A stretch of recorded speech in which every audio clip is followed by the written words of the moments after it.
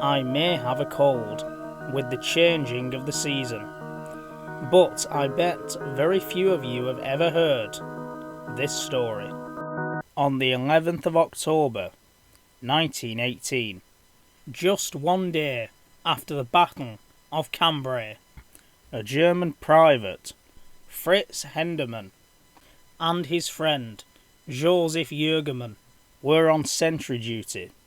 Looking out over the battlefield, they could see an object in the distance.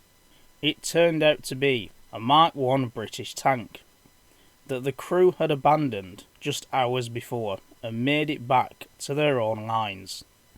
Whilst chatting away, they heard the engine revving up. They got wondering if it was the driver trying to free the tank. So they told the nearby machine gun crew to pepper it with a few rounds. The engine then stopped. A little over an hour later, it revved up again. This time they didn't ask the machine gunners to pour lead into the tank. They decided to wait to see if the crew would come out, but they never did.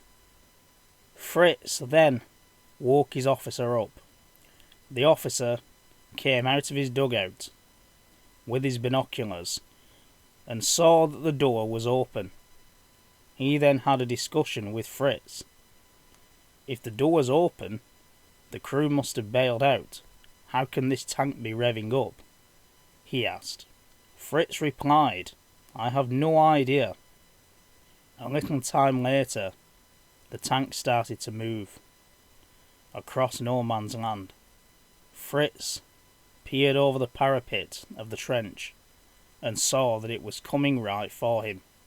He ran to the machine gunners and told them to pour as much lead as they could into the tank, whilst he got a few hand grenades. No matter how many grenades he lobbed at the tank, it kept on coming, and this time its machine guns opened up. The Germans realised it was going to come right over the trench. The officer then appeared out of his dugout and couldn't believe what he was witnessing.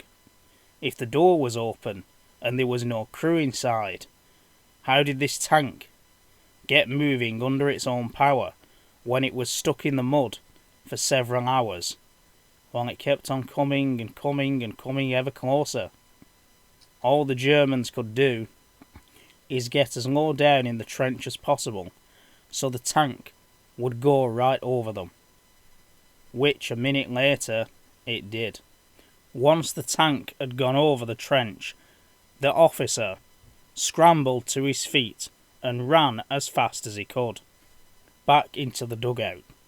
He made a frantic telephone call. World War I tanks didn't go very fast, so Fritz still had the tank in sight. Fritz then turned to Jurgen and said, I didn't hear any voices coming from the tank. Jurgen said, the noise of the engine and machine guns, you wouldn't hear any voices, but I assure you, there has to be a crew inside, going across the communications trenches. That's when he saw a flamethrower team arrive. They blasted the tank, and then it stopped. Once the fire had died down, he was one of the men who ventured inside. He thought he'd find the bodies of the crew. The tank was empty. He couldn't believe it. He reported this to his officer. He ventured inside as well. He came out shaken and dazed as if he'd just seen a ghost. Boo! He turned to Fritz and said, Are you sure this isn't my imagination? Fritz told him no. The machine gunners and his close friend had seen it as well, and the flamethrower team. The officer then phoned headquarters, told them there was no crew inside.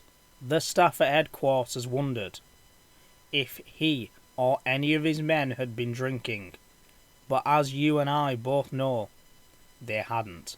Happy Halloween 2024.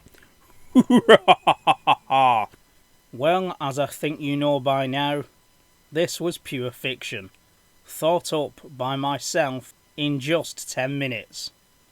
I'm not somebody who participates in Halloween. It's not my cup of tea. But I know there's many of you around the world who watch this channel who probably are into it. So I thought I'd get into the spirit. That was supposed to be Dracula, by the way. So happy Halloween. Normal service resumes Friday evening.